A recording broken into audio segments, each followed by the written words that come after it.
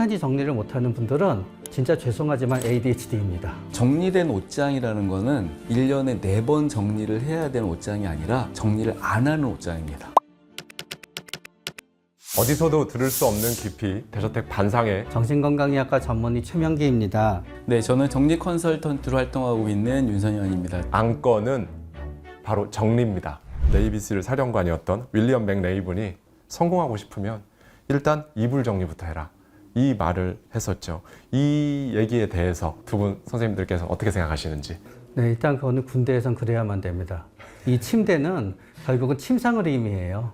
그렇기 때문에 침상을 가지런히 정리하지 못하면은 군인으로서 성공을 못해요. 계속 지적을 받다가. 그러나 이 침상을 가지런히 정리하냐는 그 사람이 어떤 사병이 되느냐 결정하는데 굉장히 중요해요. 왜냐하면 그거를 규격에 맞게, 각에 맞게 꼼꼼하게 정리할 수 있는 능력이 없다라고 가정하게 되면은 결국은 어떤 상황에서 실수를 하게 될 가능성도 많은 사람인 거예요. 그리고 군대에는 두 가지가 필요하지요. 결국은 전쟁을 하지 않을 때는 어떤 규율을 지키는 꼼꼼함이 필요하고, 전쟁을 하게 될 때는 용기와 충동성이 필요하거든요. 균형이 잘 맞아야 되는데 결국은 침상 정리 못하는 사관 후보생 혹은 또 병사는 거기에서 조직에서 성공하지 못하고, 그게 이분한테는 하나의 규율로 딱 선 거예요. 그렇기 때문에 맞는 얘기라고 생각하고 본인의 경험이 묻어나온 얘기입니다. 윌리엄 전 해군 대장의 눈에는 이 하나를 보면 열을 알 수 있다 해서 그 하나의 기준, 그게 바로 침대 정리, 맞습니다. 근데 그거는 군대 침대 정리입니다. 군대 침대 정리. 네, 그 좋습니다. 사람의 말의 기준은 군대 침대 정리였던 겁니다. 제가 하는 강의 주제 중에 미루는 습관 정리하기라는 주제가 있어요. 아침에 일어나자마자 가장 먼저 어떤 과업을 실천하는 게 중요한데, 대부분의 사람들은 이제 계획 없고 목적 없이 매일 그냥 뭐 하고 싶은 거 한다거나 할 텐데, 뭔가 이제 어떤 과업을 미리 계획해 놓고, 그게 이제 보통 일반인이라면, 성인이라면, 아이도 뭐 똑같죠. 침대에 자기가 누웠던 침상을 정리하는 건 굉장히 중요한 활동이고 그게 중요한 과업인데, 사람들한테는 굉장히 사소할 수 있고 귀찮을 수 있는 과업이지만 사실 그 과업을 실천하는 것은 좋은 습관을 만드는 데 도움된다. 대표님께 먼저 좀 여쭙고 싶은데요. 대표님께서 책 한 권으로 네. 정리하는 것의 중요성을 깨닫고 인생이 완전히 바뀌셨다는 말씀을 해주셨었어요. 많은 책을 읽었습니다. 근데 그 책 중에 이제 단순하게 살아라라는 제목의 책이 유독 눈에 띄었고, 그 책 그냥 뭐 의미가 좀 어떤 건지도 몰랐었어요. 근데 그 내용에서 이제 제가 너무 인상 깊었던 구절은 뭐였냐면, 성공하려면 책상을 치워라? 이런 내용이 있는 거예요. 그래서 아니, 책상을 치우는 것과 성공하는 것은 무슨 관계가 있지? 그리고 제가 당장 실천할 수 있는 게 보니까 책상 정리였던 거예요. 그래서 제 책상 위에 이제 쌓여있던 점표, 서류 뭉치, 또 책을 많이 읽었기 때문에 제가 막 읽던 책, 읽다 만 책, 그냥 사놓은 책들도 엄청 많이 있었거든요. 그래서 그런 책들을 하나씩 하나씩 치우는 과정 속에서 제 삶에 조금씩의 변화들이 생기더라고요. 아, 그렇군요. 원장님께서는 어떻게 개인적으로 정리를 좀 잘 하시는 편이신가요? 선택적입니다. CD 정리는 기가 막히게 합니다. CD 정리요? 네, 제가 CD가 꽤 많습니다. 그래서 CD는 알파벳 순으로 A, B, C, D 순으로 탁탁 정리가 되어 있습니다. 아티스트 순인가요? 네, 아티스트 순인데 그 아티스트 순은 우리가 뭐 에이미 와인하우스 하면은 A로 정리해 놓지 않고 미국식으로 W로 정리해 되어 있습니다. 아, 그렇군요. 미국에 가게 되면은 다 뒤로 섬으로 전부 정리가 되어 있습니다. 네, 그래서 그렇게 전부 다 정리가 되어 있고요. 그러면서 그거를 전부 다 문서화해서 엑셀로도 열심히 잘 정리하고 있습니다. 아, CD 관리하는 거를 엑셀로 따로 정리를 하세요? 네, 엑셀에 있습니다. 그래서 엑셀로 그거를 샀는지 안 샀는지 전부 다 이렇게 되어 있습니다. 그런데 CD를 제외하고 나면은 정리의 의욕이 확 떨어집니다. 그 다음으로 정리 잘하는 거는 설거지 끝나면은 이렇게 건조대에 놔야 되잖아요. 그때 저는 규칙대로 딱 놓습니다. 이제 제일 이쪽에 큰 접시, 작은 접시, 무슨 접시 해갖고 그게 이렇게 쫙 되어 있는 거를 보면은 굉장히 기분이 좋습니다. 뭔가 아침에 해낸 것 같아요. 이제 거기까지가 제가 열심히 하는 정리의 거의 끝입니다. 아, 그렇군요. 정말 선택적이시네요. 네, 나머지는 진짜 신경 안 쓰고 사고, 항상 처한테 이거 어딨어 그러면 또 물어 그러면 또 야단 맞으면서 삽니다. 정리를 유난히 이렇게 잘하는 사람이 있고요. 정말 유난히 정리를 못하는 사람이 네. 있어요. 이게 왜 그런 걸까요? 이 이유가 뭘까요? 네. 이유는 진짜 죄송하지만 유난히 정리를 못하는 분들은, 평생을 그렇게 일관되게 살아오신 분들은요, 진짜 죄송하지만 ADHD입니다. ADHD는 세 가지 증상으로 움직입니다. 하나는 이제 과잉 행동입니다. 그러나 우리는 과잉 행동 하니까 어렸을 때 막 장난치는 애들만 생각하잖아요. 네. 그런데 ADHD 아이들 중에서는 ADHD인데 장난은 별로 못 치는 아이도 있습니다. 겁이 되게 많거든요. 그러니까 억지로 참는 거예요. 대신 걔네들은 혼자 있잖아요. 꼼지락꼼지락 계속 뭔가 합니다. 몸을 가만히 있지 못하고 계속 뭔가 해야 되면 과잉 행동인데 이 과잉 행동은 중학교 2학년부터 대학교 2학년까지 저절로 10명 중에 7명이 없어집니다. 그래서 어떤 사람은 원래 어렸을 때는 과잉 행동이 있어도 굉장히 외향적인 것처럼 보였는데 싹 없어지니까 굉장히 내성적으로 성격이 10대 후반에 바뀌는 사람도 있습니다. 그러나 그거를 바뀔 때 마치 안 좋은 일이 생기잖아요. 평생을 난 너무 소극적으로 바뀌어서 트라우마 때문에 오해합니다. 저절로 좋아진 건데. 두 번째는 충동성입니다. 충동성은 바꿔 말하면 참지 못한입니다. 우리는 충동성 하니까 누구 때려야 성인 ADHD 같거든요. 그게 아니에요. 참을성이 없고 욱하는 거기 때문에 어떤 사람이 충동성이 있으면 또 되게 착합니다. 길 가다가 누가 쓰러져 있으면 도와줍니다. 경찰이나 소방관이 어느 정도 충동성이 있어야지 목숨을 걸고 시민을 구하러 갑니다. 충동성이 있으면 뭐냐? 지겨운 거를 못합니다. 생각나면 해야 됩니다. 짧은 시간에 정리는 하는데 충동성이 강하면 지겨워서 정리를 못합니다. 정리하는 것 반복적인 자체가 지겨운 거군요. 네, 그런 다음에 과잉 행동이 있잖아요. 지겹게 정리하다가 자꾸 딴짓을 합니다. 충동성과 과잉 행동이 만나면. 그러니까 하다가 끝까지 못 끝내고 그만둡니다. 그것만으로도 이미 충분히 정리를 못하기에 충분한데요. 하나가 더 있으면 완벽하게 됩니다. 그거는 뭐냐? 부주의입니다. 한국말로 번역하다가 부주의가 되지만 영어로는 이제 제 영어 발음이 굉장히 나빠요. 진짜 나쁩니다. 저희 애가 맨날 인도 영어라고 놀립니다. 자, 인어텐션입니다. 그러니까 어텐션이 안 되는 거예요. 그러니까 우리가 치우는 건 두 가지가 있어요. 하나는 정리해야지 치우는 게 있고 정리해야지 치우기 위해서는 그때그때 어디 갖다 놔야 되거든요. 컵이 있어요. 자기가 다 마셨어요. 컵이 여기 있는 줄 알아야지 갖다 놓지요. 성인 ADHD는요. 마시고 놓고 그냥 가요. 잊어먹고. 그러니까 그 사람 집에는 막 쌓여져 있는 거예요. 엄마한테 맨날 야단맞지요. 너 이거 먹었으면 갖다 놔야지 왜 그러니. 그래 애가 그러죠. 아빠도 양말 이러잖아. 엄마 왜 나한테만 그래. 뭐 이제 그렇게 됩니다. 그래서 결국은 뭐냐. 자꾸 너무 재밌는 게 있으면 정리할 시간이 없어요. 그러면서 생각나면은 빨리빨리 하다 보면 딴 걸 잊어먹어요. 그런 데가 부주의하니까 여기저기 막 놔요. 그래서 이렇게 근데 성인 ADHD인데도요. 기가 막히게 지능이 높은 사람들이 있어요. 그 사람들은 정리의 필요성을 안 느껴요. 엄마 아빠 생각에는 못 찾을 것 같거든요. 내가 며칠 전 어디에 이거를 놨지 하고 다 찾아내요. 그래가지고 정리해주면요. 엄마한테 난리 나요. 자기 물건 못 찾게 해놨다고. 네, 그래서 정리를 잘하기 위해서는 약을 먹으면 정리를 잘하게 됩니다. 정리를 못할 때도 정신건강의학과의 전문의에 처방된 약을 먹으면 도움이 되는군요. 그럼 10명 중에 8명이 한 달 안에 좋아집니다. 정리를 잘하게 되나요? 네. 부주의가 없어지고 충동성이 없어지고 과잉 행동이 주니까요. 그래서 아이가 정리 못한다고 윽박 지르지 마시고요. 아이가 ADHD 확인한 다음에 치료를 하면은 정리를 잘하는 아이로 사실 부활합니다. 궁금한 점이 생겼는데 미성년인 아이도 혹은 좀 어린이나 ADHD 관련된 약을 복용해도 괜찮은 건가요? 네, 6세부터 괜찮습니다. 6세부터 괜찮다. 5세에도 그 아이가 뭐 그런 아이는 대부분 없지만요. 엄청 난폭해서 도저히 컨트롤이 안 된다. 그럴 때 5세한테 못 쓰는 건 아닙니다. 그러나 그때는 부모한테 설명을 해야 됩니다. 원래는 6세부터 심사평가원이 되어 있고 제가 5세인 아드님한테 약을 처방하기 위해서는 컴퓨터 화면에 뜨지요. 연령금기라고. 연령금기에 제가 사유를 써야 됩니다. 이러저러해서 누구를 다치게 하거나 이러저러해서 갑자기 높은 데서 떨어져서 아이가 다치는 경우가 빈번하기 때문에 이 약을 쓸 수밖에 없습니다라고 제가 사유를 갖다 이제 써서 심사평가원에 넘겨야 됩니다. 예외적 처방이 가능하군요. 네. 이제 거의 15년 가까이 이제 15년이 다 돼가시는데 그동안 정말 많은 분들 정리에 대해서 도움을 많이 주셨어요. 그 기간 동안 이제 딱 보면 정리 유독 못 하시는 분들 어떤 문제점이나 어떤 특징이 있는지 이제 한눈에 파악이 좀 되시겠어요? 네. 그러니까 정리 못 하시는 분들이 구체적으로 이제 저한테 많이 물어보는 게 무엇을 어떻게 하거든요. 그러니까 구체적으로 정리를 진행하려면 무엇을 정리하고 또 어떻게 정리를 해야 되는지에 대해서 보통 잘 모르시는데 그런 분들이 이제 공통적으로는 너무 정리된 공간에 대한 기대치를 높게 보세요. 그러니까 우리 인스타그램이나 블로그를 보면 그분도 하루 종일 정리하거나 정말 몇 년에 걸쳐서 정리된 공간을 딱 딱 보여주는 거거든요. 미니멀 라이프가 대한민국 휩쓸면서 정말 수많은 사람들이 미니멀리스트가 되려고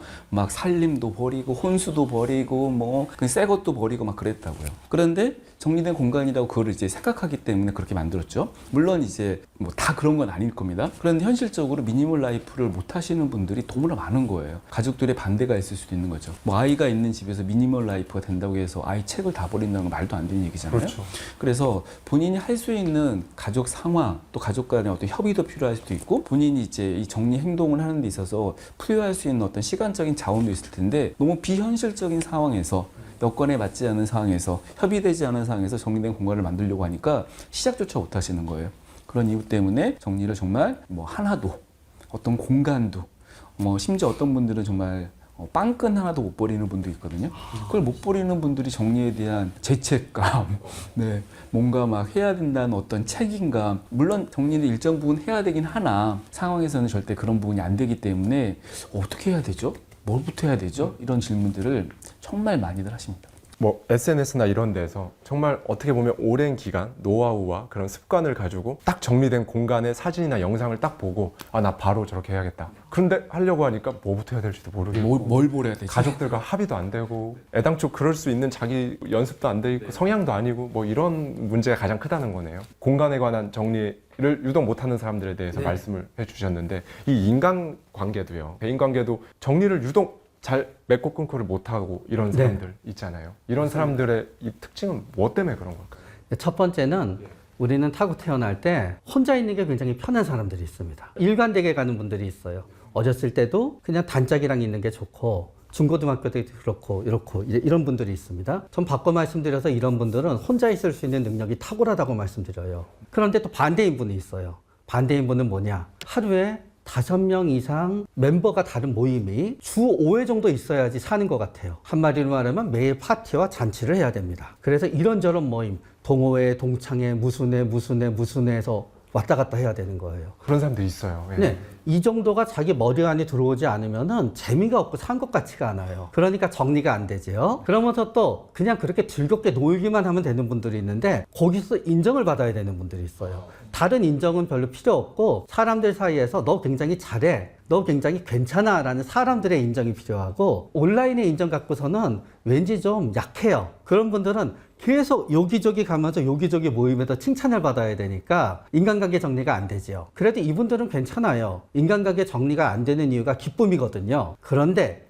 만약에 내가 사람들의 계속 관심과 사람들의 인정을 받아야 되는데 내가 겁도 되게 많아요. 그러면 어떤 사람이 나한테 피해를 줘서 그 사람을 안 만나거나 뭐라고 하려고 하다가도요.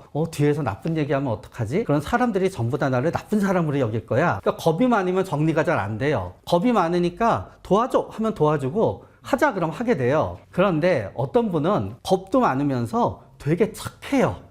그러면 이분들은 내가 이렇게 하면 남한테 상처가 될까봐 정리를 못해요. 그러니까 항상 내 주위에는 사람이 많아야지 내가 좀 산 것 같은 느낌이 드는데 겁은 되게 많으면서 사람도 착하면 정리가 안 되죠. 그러다 만약에 내 주위에 사람은 많으면 많을수록 좋아요. 난 겁이 하나도 없어요. 나는 복수심이 많아서 칼같이 끊어버려요. 그러면은 나는 이제 인간관계가 정리가 되지요. 그러나 이런 경우도 있어요. 우리는 어떤 사람이 되게 외향적이면 적극적일 것 같지요. 그렇죠. 일반적으로는 그렇게 생각을 하죠. 근데 우리는 적극적이면 긍정적일 것 같지요. 또 그렇게 일반적으로 생각이 되네요. 아니에요. 세상에 폭탄각 같은 사람들이 있는데요. 외향적이면서 부정적이면서 적극적이에요. 외향적이면서 부정적인데 또 적극적이다. 그래서 그 사람이 어느 모임에 가잖아요. 그 모임은 보통 그 사람이 6개월 이내에 전부 분해해서 없애버리세요. 폭파되는군요. 근데 다들 그분을 피해서 가요.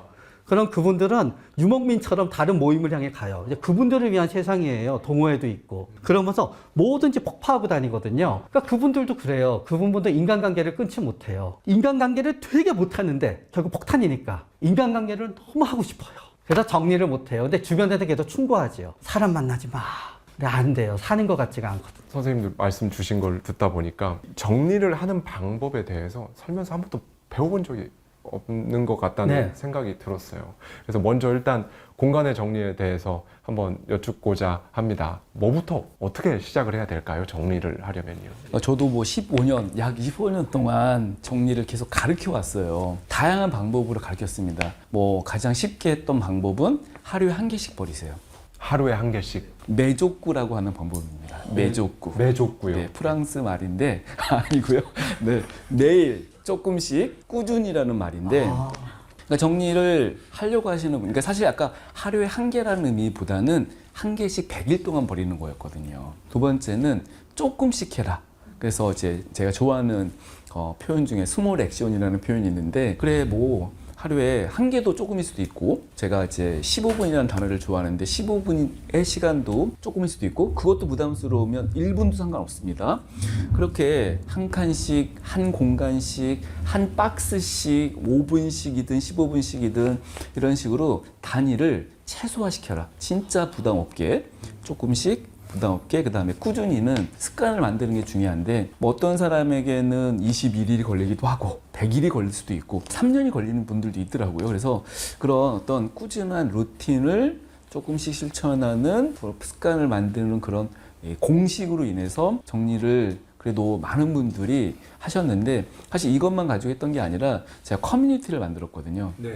그래서 내가 정리한 것들에 대해서 사람들한테 이렇게 뭐 사진을 올리든 글 올리면 이제 칭찬, 네. 댓글, 응원, 질문 이런 것들을 하니까 혼자만의 정리가 아니라 함께하는 정리, 누군가가 나를 지지해주고 또 내가 어떤 올렸던 것들에 대해서 작은 성취 같은 것도 경험하고, 그리고 한 개씩 버리면은 뭐 되게 미세할 수 있겠지만 조금씩 변화가 되거든요. 그 대표님 말씀 듣다 보니까 그러면 정리의 처음에 시작이자 핵심이 버리는 거군요. 보통 정리를 한다고 하면 뭔가 이렇게 나열을 잘하고 배열을 잘하고 깔끔하게 이렇게 각 잡히게 하는 걸 생각을 먼저 하게 되는데, 버리는 게 핵심인가요, 그럼? 정리 단계와 수납 단계가 구분이 되는데, 정리가 필요한 분들은 지금 뭔가 공간 속에 물건의 과잉, 그로 인해서 시간의 낭비 혹은 감정, 가족들과의 갈등, 또 금전적인 자꾸 정리 못 하시는 분들은 자꾸 뭘 사시거든요. 그로 인해서 스트레스를 많이 받으시는 거예요. 그런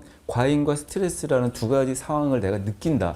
정리부터 하셔야겠죠. 그런데 나는 정리할 게 없다 하시는 분도 있어요. 난 못 버린다. 그렇다고 그분들한테 버려라, 버리는 게 우선이다 할 수 없잖아요. 그런 분들은 수납을 하시면 됩니다. 저는 수납이라는 의미를 잘 각 잡아서 두는 게 아니라 잘 꺼내 쓰는 것, 위치가 어디 있는지 확인할 수 있는 것. 그래서 어떤 분들한테는 라벨을 붙이기도 하고, 수납 도구로 물건별로 구분하기도 하고, 활동별로 나누기도 하고, 이런 식의 위치를 지정하는 행위를 하면 일단 가지고 있는 물건들을 잘 쓰고, 그로 인해서 아까 돈 낭비 같은 거, 물건을 찾는 데 쓸 수 있는 어떤 시간 낭비 같은 거, 이런 게 주니까 그분들에게는 수납이 먼저 솔루션일 수 있거든요. 그래서 버리는 것이 정리의 우선이다라고 많이들 알고 계시지만 어떤 분들한테는 수납이 우선일 수도 있고, 수납을 먼저 해야지 좀 더 안정을 찾으실 수 있겠죠. 사람에 따라 또 이게 솔루션이 다르군요. 네.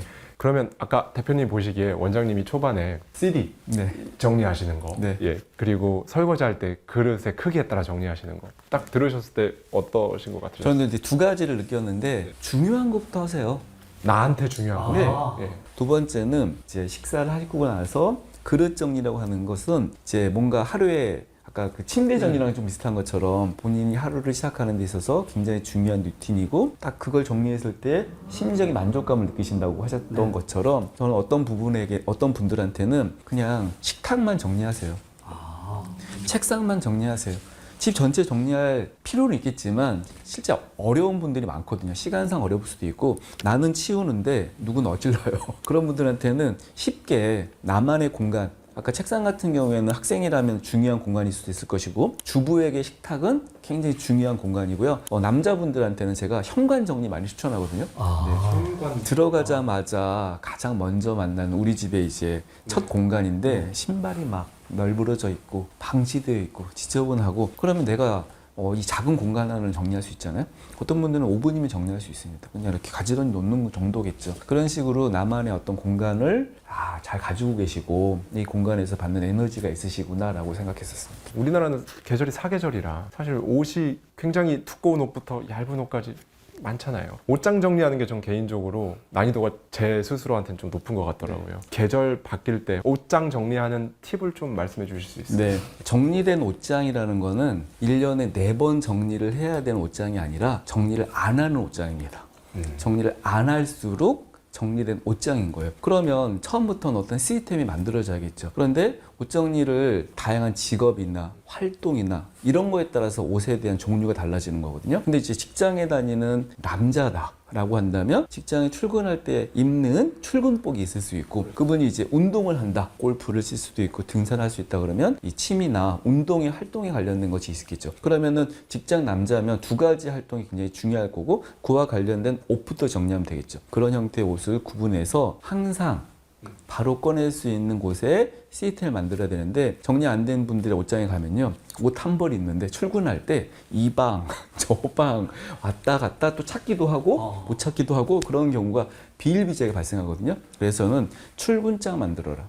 출근장을 만들어라. 뭐 데일리장처럼 내가 출근할 때만 입는 옷을 한 칸에다가 두는 거죠. 그러면 일주일이면은 한 5일치 출근이잖아요. 뭐 그렇네요. 7일 출근하는 분도 있겠지만, 그러면 이제 일주일 7일 미리 준비해 둘 수도 있고, 그다음에 출근 활동에 관련된 옷을 구분할 수도 있고, 그다음에 이제 뭐 주말에 운동을 한다 그러면 또 운동 관련된 옷이 모아져 있는 곳이 있다면 한 곳에 다 둘 수 있으면 좋지만, 여건이 안 된다면 다른 방에 다른 옷장에다가 그 활동에 관련된 것을 두는 거죠. 옷이 먼저가 아니라 사실 활동이 먼저고, 이 정리된 옷장은 자신의 어떤 라이프 스타일이나 주요 활동에 맞는 옷을 정해져 있는 위치에 두는 것이 중요하기 때문에 그렇게 둔다. 그리고 옷장이 딱 정해져 있는 공간 안에 다 넣을 수는 없거든요. 근데 이제 한 120% 두시는 분도 있습니다.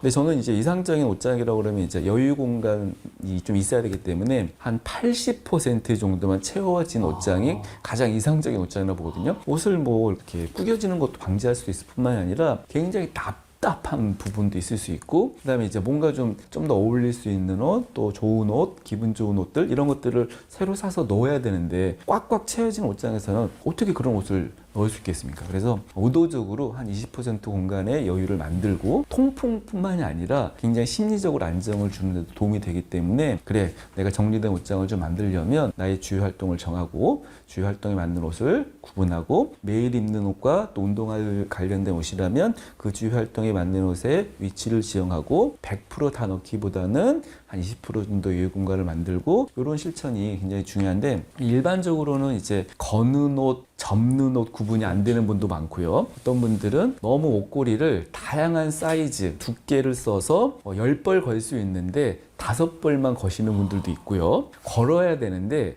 그냥 개어두신 분도 있고, 개는 게 엄청 시간이 오래 걸리거든요. 그래서 빨래한 다음에 그건 그냥 시간 여유 있으실 때나 갤 수 있는 거지, 그냥 너무 나는 이 라이프 스타일상 빨래하고 나서 그냥 바로 입고 싶어 그러면 거는 게 좋거든요. 그러면 그런 것들만 잘 구분해도 사실 정리된 옷장을 만드는 데는 중요한 좀 팁이 될 수 있을 것 같아요. 요즘 이케아나 다이소 같은 데 가면 한 방에 쫙 정리할 수 있는 그런 수납 도구라고 해야 되나요? 그런 것들이 굉장히 많은 종류들이 있잖아요. 이런 거를 활용하는 것도 좋은 방법일까요? 정리를 하기 위해선 수납 도구는 선택사항입니다. 제가 처음에 정리 컨설턴트로 활동했을 때 다이소 같은 데 가가지고 바구니 뭐 이런 것들을 막 10만 원어치를 사가지고 집을 정리했어요. 딱 정리하고 나면은 뭔가 이렇게 좀 하얀색 바구니 안에 물건이 딱딱딱 들어가니까 뭔가 깔끔해 보이죠. 그런데 결국 시간이 지나서 보니까 그걸 유지 못 하시는 분들이 훨씬 많고요. 쓸데없는 것까지 다 넣어두시는 분들이 있는 거예요. 그로부터 이제 10여 년이 지나고 나니까 많이 달라진 것이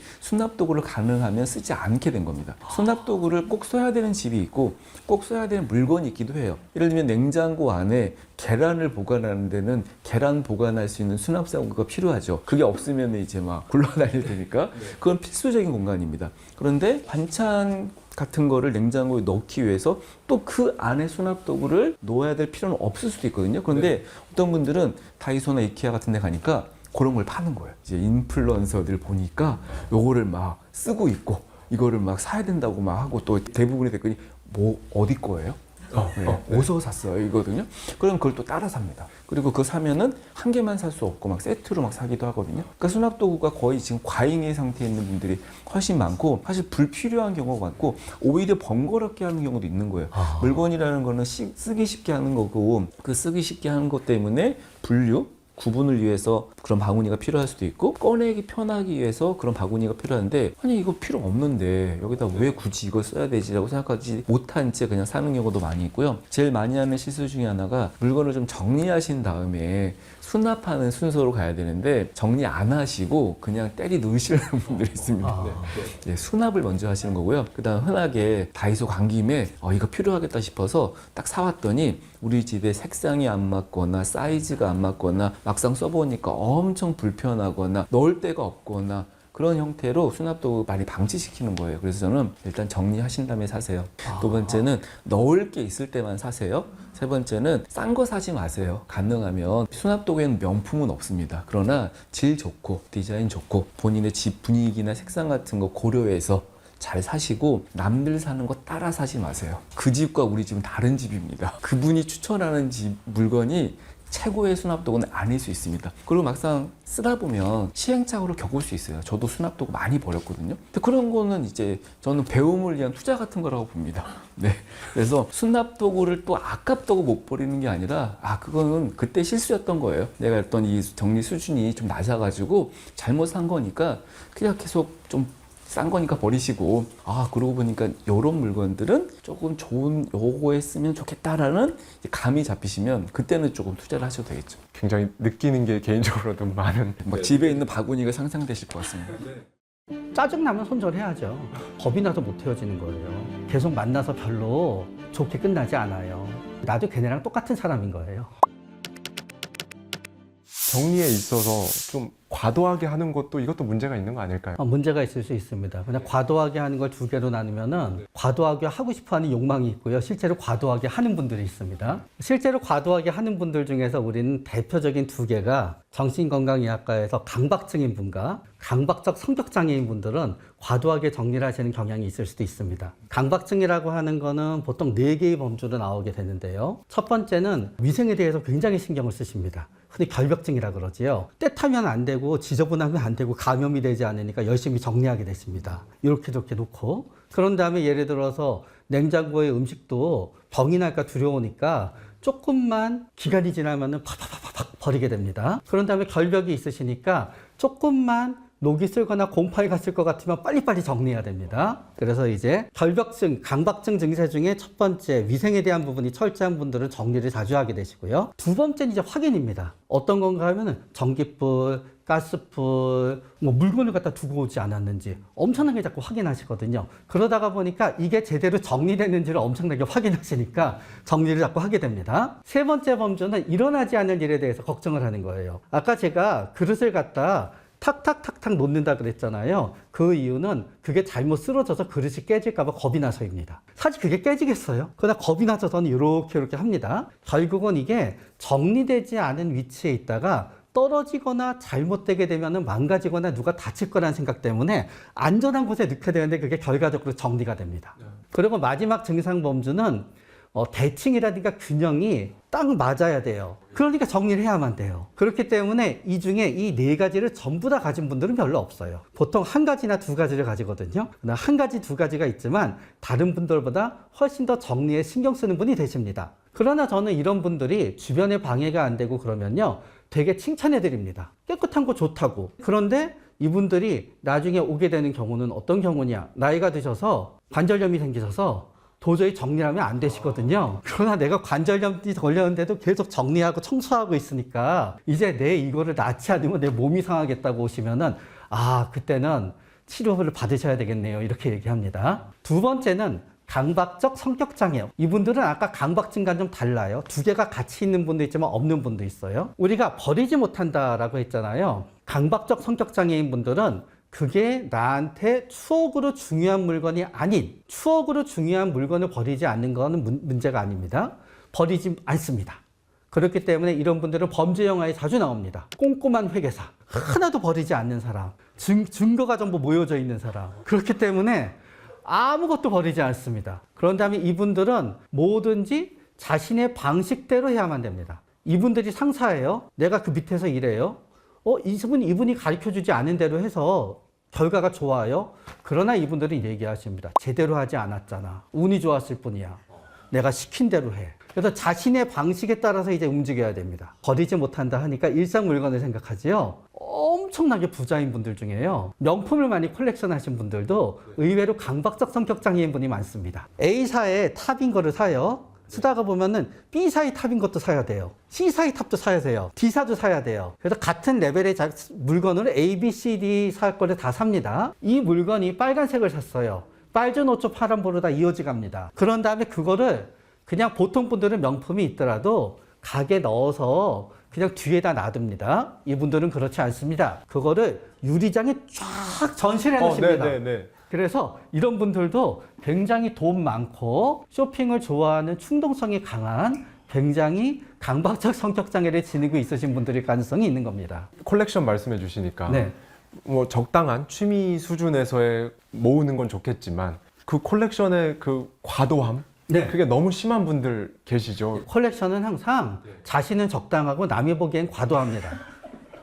그래서 저희 CD도 항상 제가 보기엔 적당하고요. 아내가 보기에는 끔찍합니다. 그 적당함과 과도함을 그럼 어떻게 판단할 수 있을까요? 일단 적당함과 과도함의 첫 번째는 나의 소득입니다. 내 소득 대비 내가 이 정도 써도 되면은 적당한 겁니다. 두 번째, 적당함과 과도함을 구분하는 것은 우리 집의 크기입니다. 부자들이 자꾸 이사하는 이유는요. 사는 사람은 안 늘어요. 맨날 2명이에요.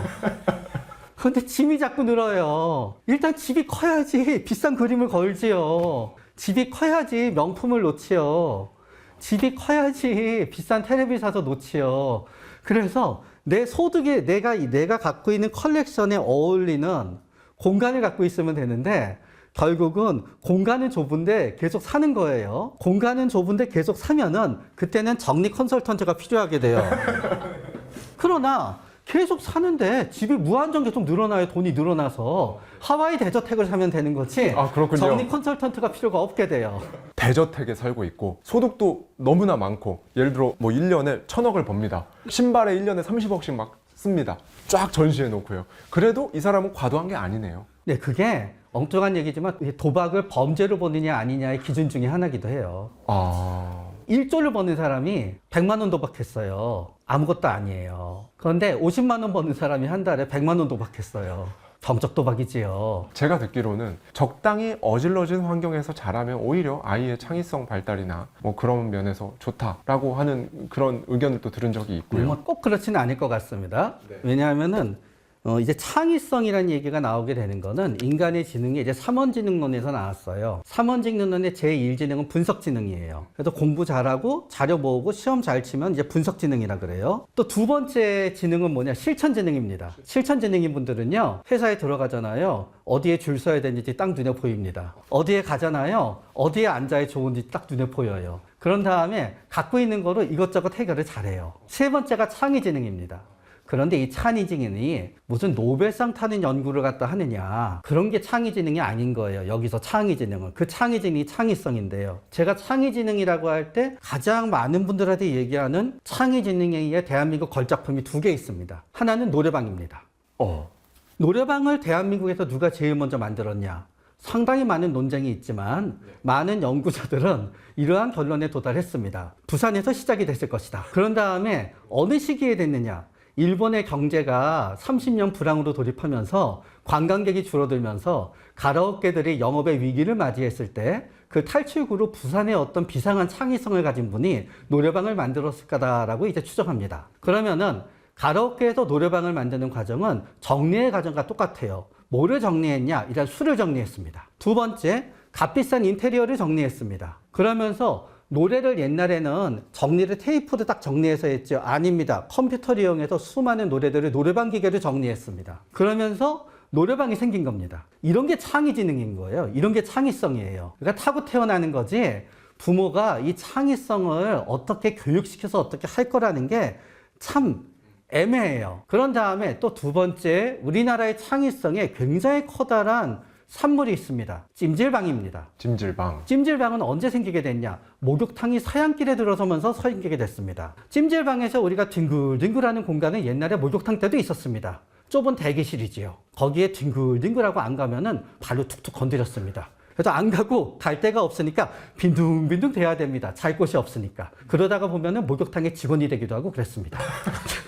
그런데 기름값이 올라요. 이거를 전부 다 판넬로 판 거예요. 그래가지고 넓게 만들었어요. 그러면서 옛날에 목욕탕에서도 음식을 팔긴 팔았는데 조금 팔았어요. 음식을 많이 팔아서 거기서 돈을 버는 거예요. 옛날에 목욕탕에 있던 찜질방에서는 늘리는 거예요. 그런 게 창의성이거든요, 진짜. 나 혼자 어떻게 상황을 해결해서 새로운 문제 방법을 찾아내는 거죠. 그렇기 때문에 예를 들어서 창의성은 매일 똑같이 수술을 하는 의사한테 있는 게 아니라 다른 문제를 해결해야 되는 배강공한테 창의성이 요할 수도 있어요. 그렇기 때문에 과연 이게 그렇게 우리가 어려서 창의성 교육을 한다 그래서 창의성이 되잖아요. 그렇게 어떤 과정에서 될 수 있다 그러면요, 그거는 벌써 창의지능의 범주를 벗어나는 거예요. 창의성은 운빨이에요. 타고나는 거다. 그렇죠. 타고나는 거고, 창의성이 돈 대주는 사람을 만나도 돈이 터져야 되는 거지, 창의성이 돈 대주는 사람은 못 만나잖아요. 그러면 그냥 그런 거예요. 정리가 잘 된 환경에서 자란 아이, 어질러진 환경에서 자란 아이에 대한 원장님의 결론은 창의성은 운빨이다. 그러나 정리를 잘한 아이들의 집은요, 나이 들어서도 걔가 정리를 잘할 확률이 정리를 잘 못하는 집보다 좀 높아요. 보고 배워서가 아니라요, 부모의 강박적 뇌를 물려받아서예요. 학습의 결과물이 아니다. 그래서 부모가 자식이 부모를 닮는 거는 사실은 학습의 결과인 부분도 있지만요, 아니 생각해보세요. 얼굴도 닮지요, 키도 닮지요, 왜 뇌는 안 닮아요? 네, 육아에 관한 얘기를 하다 보니까 대표님께서 예전에 하셨던 말씀이 떠올랐어요. 정리를 잘하는 것과 공부, 정비례한다라는 말씀을 해주신 적이 있는데 이 부분에 대한 생각을 좀 듣고 싶습니다. 제가 참 좋아하는 정리에 대한 개념은 결과를 만드는 활동이다라고 하거든요. 그럼 이제 아이들, 공부하는 학생들에게는 결과라고 한다면 뭐 원하는 성적, 높은 점수 이런 것들이 결과물이겠죠. 엄마가 원하는 결과물일 수도 있겠지만, 그러면 그 결과물을 만들려면 활동을 해야 되는데, 그 활동에서 이제 중요한 활동이 저는 자원 통제라고 하거든요. 자원 통제. 네. 그러니까 공부를 하기 위해서 이제 통제해야 될 자원은 책일 수도 있고, 자기 물건일 수도 있을 거고, 컴퓨터 파일일 수도 있는 거고, 뭐 출력물 같은 게 될 수 있을 텐데, 정리가 안 돼 있다 그러면 그 자원을 통제를 못 하는 거예요. 그러니까 산만 때문에 그럴 수도 있고요. 혹은 너무 물건이 많아서일 수도 있고, 주의 집중을 해치는 물건들이 산재에 있는 거죠. 그러니까 책상에 공부 관련된 물건만 있는 게 좋으나, 게임기가 있다거나 컴퓨터가 있다거나, 그래서 공부 환경 뭐 조성 관련된 것들에 대해서 많이 이야기하는 분들이 컴퓨터를 치워라, 노트북이 훨씬 낫다, 공부하는 책상에는 공부에 집중할 수 있는 물건만 두어라, 뭐 이런 이야기 많이 하는데, 그건 저는 자원 통제라고 보거든요. 근데 이제 물건에 대한 통제뿐만이 아니라 시간에 대한 통제도 중요하잖아요. 그래서 시간 통제, 물건 통제, 또 주변에 또 방해할 수 있는 대표적으로 제일 많이 방해하는 게 학부모님입니다. 네. 이렇게 뭐 잔소리 하거나 혹은 막 감시하거나, 아이가 이제 막 집중이 안 되는 거죠. 그리고 이제 뭔가 보여지기 식으로 앉아는 있으나 뇌는 막 딴짓하고 있고, 그런 유의 방해들이 통제 안 될 수 있게 부모가 부모의 역할에서 뭔가 좀 정리적인 솔루션을 제공해 줘야 되는데, 알아서 해, 너 무조건 성적만 올려, 공부해, 여기 앉아 있어, 이렇게 한다면 아이 스스로는 그런 자원 통제에 대한 능력이 약하고 부족하고 모르기에 좋은 성적을 올릴 수 없을 거예요. 저는 물건이 많고 적고보다 얘가 가지고 있는 학습을 위한, 뭐 성적을 위한, 이런 것들을 위한 자원을 어떻게 분배하고 통제하고, 또 부모 역할에서는 그 자원을 통제할 수 있도록 일정 부분 가이드를 줘야 될 수 있는 거죠. 근데 공부가 잘 되기를 원하는 학부모는 있으나 책상이 뭐가 정리되어 있고 지금 공부 환경이 어떤지에 대해서 면밀하게 뭐 분석한다거나 살펴본다거나 뭐 확인한다거나 그런 부모들은 거의 없는 것 같아요. 예. 네. 그러니까 원하는 결과물이 안 생길 수도 있겠죠. 방금 이제 대표님께서 말씀해 주셨던 정리, 그리고 그 환경과 성적이 같이 간다는 이 말씀에 대해서 원장님은 어떻게 보시나요? 우리 대표님의 말씀 중에 아주 100% 맞는 게 있어요. 정리의 대상은 여러 가지인데요, 물건을 정리하는 것도 있지만 정리의 대상은 정보를 정리하는 거예요.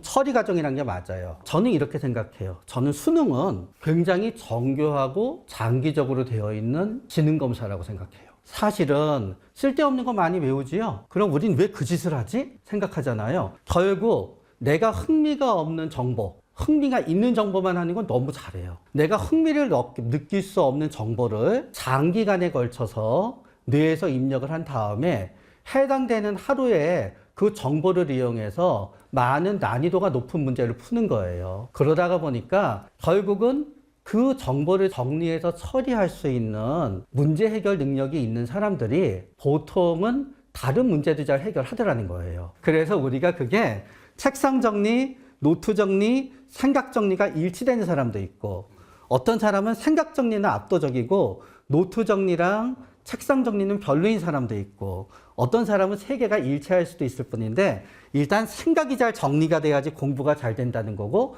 정리는 자원을 처리하는 능력이라고 얘기한 거는 진짜 좋은 부분을 갖다 얘기해 주신 거예요. 선생님 말씀 들으니까 관통하는 게 딱 나오네요. 정리는 결국 처리의 과정이다. 네.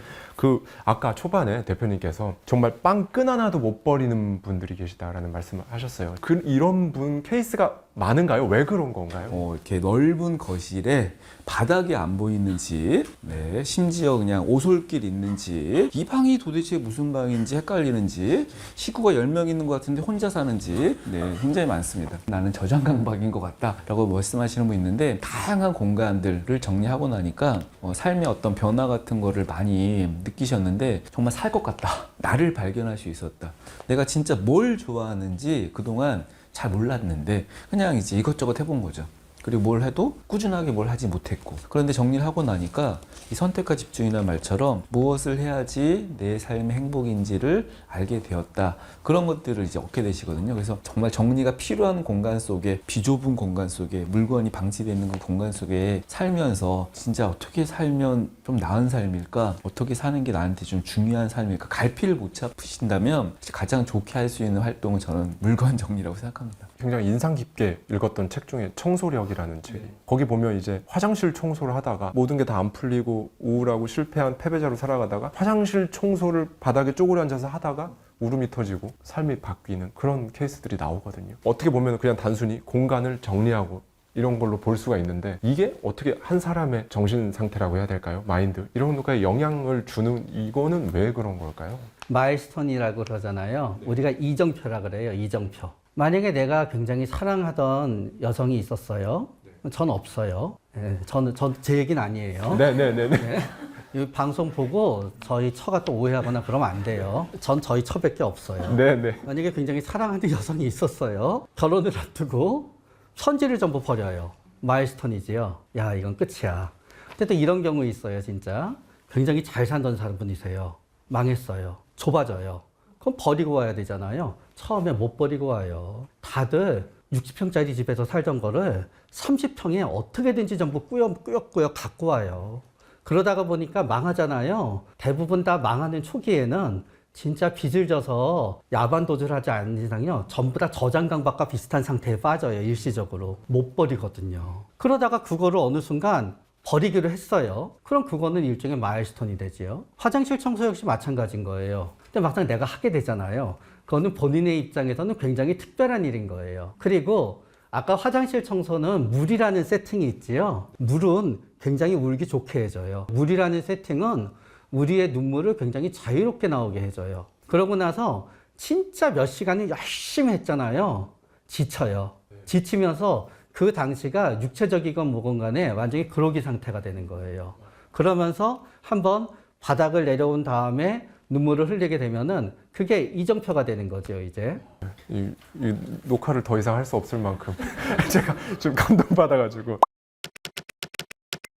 공간의 정리에 대해서 좀 지금까지는 말씀을 나눴다면, 인간 관계의 정리에 대해서 좀 여쭤보고 싶은데요. 관계 정리 잘 못해서, 사람 정리죠, 잘 못해서 내원하시는 분들도 굉장히 많으실 것 같아요. 맞습니다. 유형에 따라 몇 가지가 나릅니다. 첫 번째는 그 사람한테 어울리지 않아야 될 사람이랑 어울리다가 망하는 경우. 뭐 너무 극단적인 예를 들어서 죄송하지만 마약하는 친구랑 어울려 다니다가 마약해서 망하는 경우. 그 경우에는 그 인간관계를 정리하지 못하는 거는 너무 단순한데요. 그 사람 걔네랑 있으면 너무 재밌어서 그래요. 재밌어서. 난 정리를 못한다고 생각하지만 나도 걔네랑 똑같은 사람인 거예요. 서로서로도 정리 못한다 그래요. 옆에서 보면은 똑같은 사람 넷이서 몰려다니거든요. 서로서로도 정리 못하고 있대요. 같이 있으면 제일 재밌거든요. 왜냐? 그 사람보다 더 어떤 자극 추구도가 낮은 사람이랑 놀면요, 재미가 없어요. 그럼 정리가 안 되죠. 결국은 정리라고자 하면은 내 자신의 자극 추구도가 낮아져야 돼요. 치료를 받건, 뭐 종교를 가지건, 아니면 호되게 고생을 해서 뭔가 내가 대가를 치르건 결국은 이런 경우에는 내가 자국 추구도가 낮게 바뀌지 않은 한 나의 인간관계는 정리가 안 돼요. 그 다음 이제 정리가 안 되는 경우는 내가 굉장히 싫어하는 사람인데 억지로 만나는 거거든요. 그거는 결국 대부분은 겁이 나서와 불쌍해서와 두 개가 있어요. 겁이 나서 유형은 결국은 옆으로 보면 하나도 겁날 사람이 아니에요. 그런데 우리는 타고 태어날 때부터 누구한테 나쁜 일을 못한 사람이 있어요. 겁이 나서 정리를 못하는 거죠. 결국 겁이 나서 정리를 못하는 사람이 정리를 하게 되는 길은 그거를 정리하느냐가 아니라 내가 좀 더 용감한 사람이 되는 거예요. 내가 좀 더 용감하고 합리적으로 정리할 수 있는 사람이 되는 거죠.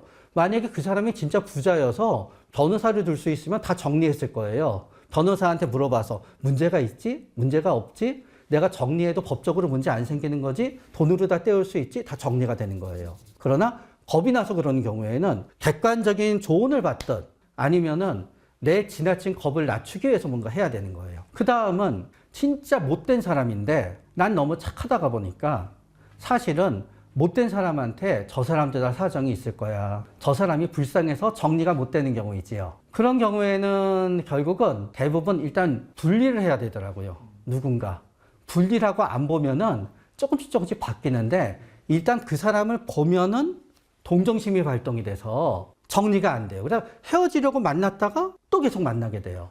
그러니까 절대로 안 만나야 되는 거예요. 나는 어차피 그 나쁜 사람을 만나는 순간 난 어차피 다시 틀림없이 만나게 돼요. 그리고 인간관계가 정리가 안 된다 그러니까 우리는 인간관계가 많은 사람들이 정리가 안 되는 것만 생각하지요.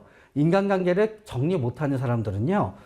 나의 인생에서 소중한 사람이 두세 명밖에 없고 두세 명밖에 없는 이유는 네다섯 명을 만나면은 골치 아프고 싫어서 결국 인간관계가 적을수록 정리는 어려워져요. 예를 들어서 저는 방송도 해요. 이렇게 만나요. 그러나 좀 모임이 하나도 없어요. 저희 인간관계는 별로 없어요. 가족밖에 없어요. 친구 한두 명? 그런 다음에 저는 이제 뭐 환자분들이 계시고 그러면 저는 친구가 한 명밖에 없어요. 그 친구랑 제가 정리가 될까요? 정리가 안 되죠.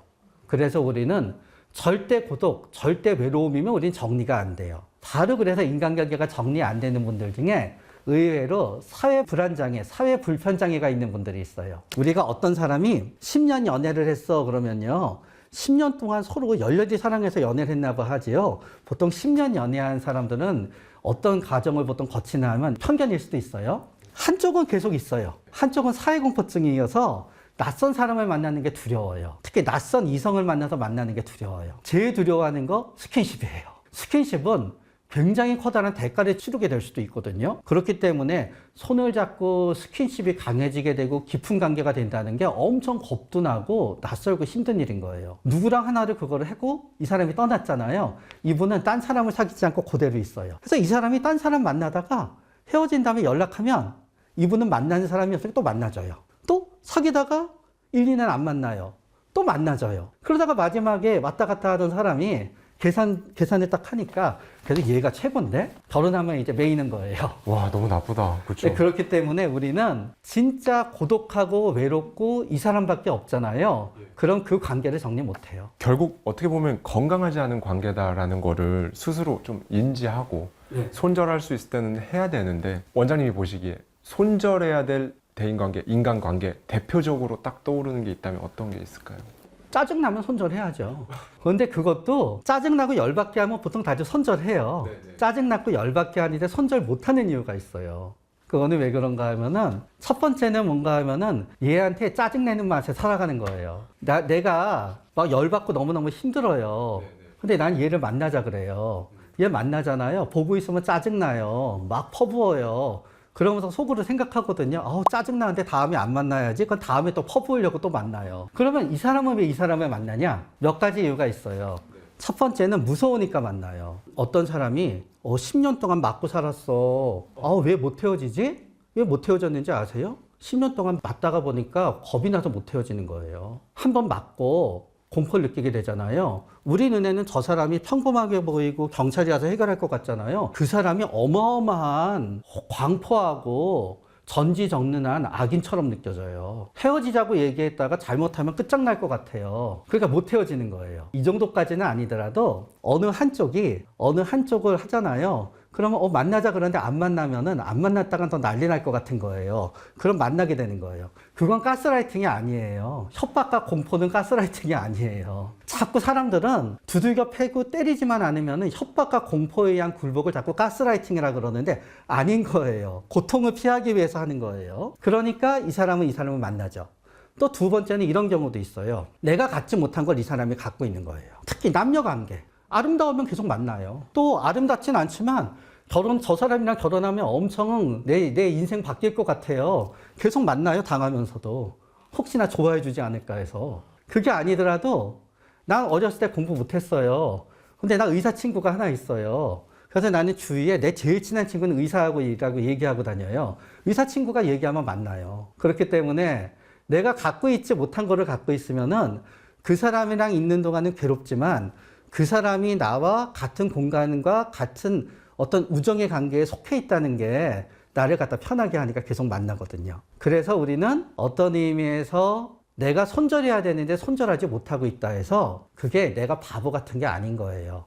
어쩌면 지금은 손절 못하고 있는 게 나한테는 최선일 거예요.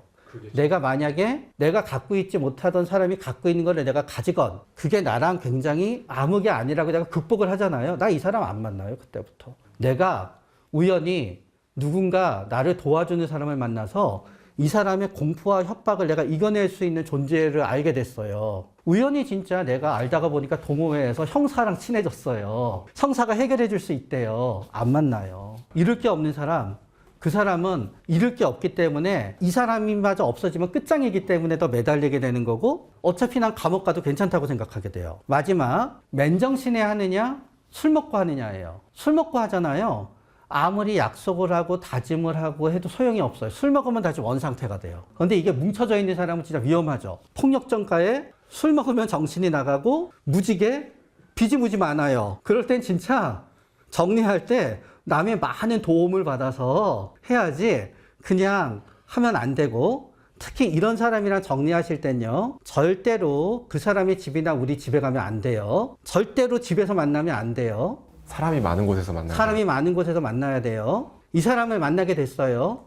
절대로 호주머니에 지갑이랑 열쇠를 놓은 다음에 차키랑 휴대폰이랑 호주머니에 그냥 넣고 다녀야 되고요. 항상 문 쪽에 있어야 돼요. 문을 빼앗기는 순간 나는 못 벗어나요. 지금 말씀 주신 내용을 들어보면 결국 애초에 처음부터 좋은 사람을 잘 만나는 게 중요한데 사실 그게 생각보다 쉬운 건 아니잖아요. 어떤 낌새라든지 이 사람이 일반적인 유형의 사람들하고 뭔가 다르다 이런 낌새 같은 걸 좀 눈치챌 수 있는 그런 방법이라든지 그런 게 있을까요? 있죠. 처음 만났는데 남의 욕 많이 하고 그런 다음에 본인의 인생은 억울한 일 투성이라 그러면은 그냥 아니에요. 왜 그럴까요? 그러니까 처음 만났는데 내 욕은 안 해요. 처음 만났으면 나한테 되게 잘해줘요. 그러나 처음 만났는데부터 남의 욕을 하기 시작하잖아요.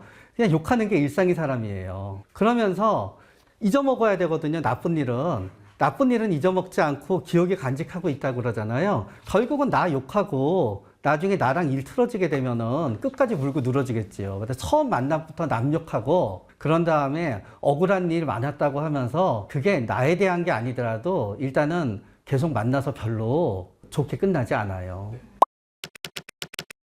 지금 당장 정리를 시작할 수 있는 팁 한 가지만 좀 말씀을 해주시면 좋을 것 같아요. 제가 이런 얘기하면은 정말 욕할 수 있을 텐데 저의 경험으로 이제 봤을 때 공간 정리를 가장 빨리 시작할 수 있는 방법은 집에 손님을 초대하는 겁니다. 네.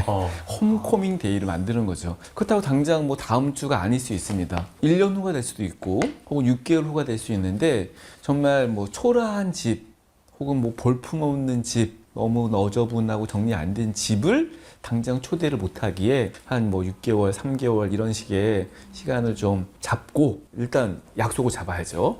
그리고 나서 이제 정리를 그 기간 내에 끝내는 겁니다. 어떤 분들한테는 그냥 식탁이 있는 주방, 함께 머무를 수 있는 어떤 이 거실 같은 공간이 정리될 수도 있고요. 그분이 만약에 또 잠을 자고 가야 되는 거예요. 그러면 그분을 위한 또 침실이 필요할 수 있는 것이죠. 이 이야기를 드리는 이유가 정말 정리를 빠르게 번갯불 맞듯이 정리를 하셨던 분들이 대부분 그런 이야기를 하시는 거예요. 갑자기 누가 와서. 네. 자기 집은 그냥 안전지대였잖아요. 누가 보지도 않고 누가 오지도 않고. 근데 진짜 두려워하시는 분들이 어떤 분들이냐면 집에 가스 검침하러 오시거나 이렇게 정수기 필터 교체하러 오시는 분들이 오면 두렵다는 거예요. 이사 때문에 내놓으려고 보니까 이제 와야 되잖아요. 예, 임장하는 분들이 와야 되거나 그런 이유 때문에 너무 두려워하시는 거죠. 그래서 그런 이벤트를 한번 의도적으로 만드셔서 정리를 하시면 굉장히 좋은 효과가 있을 것이다. 만약에 여건이 그렇게 안 된다면 반대로 정리가 안 된 집에 그 집에 찾아가는 겁니다. 약속해서. 반대의 경우라면 너무 정리가 잘 된 집에 가는 거죠.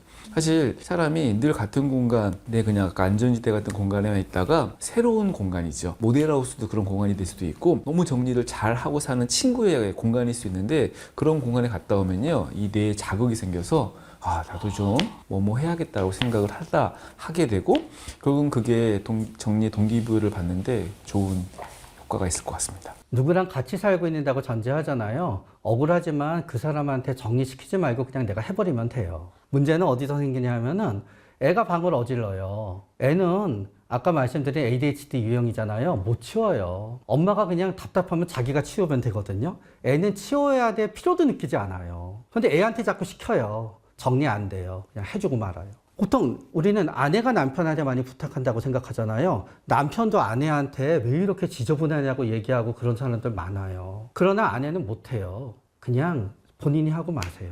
아내한테 너네 가계부 정리를 못하냐면서 가르쳐주고 시키려고 하거든요. 아내 못해요. 그냥 본인이 하세요.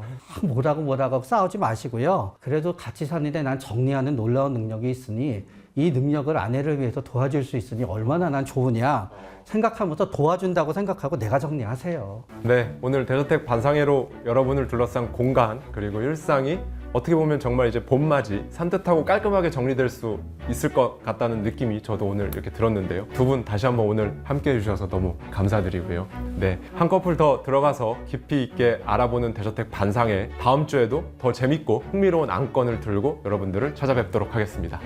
감사합니다.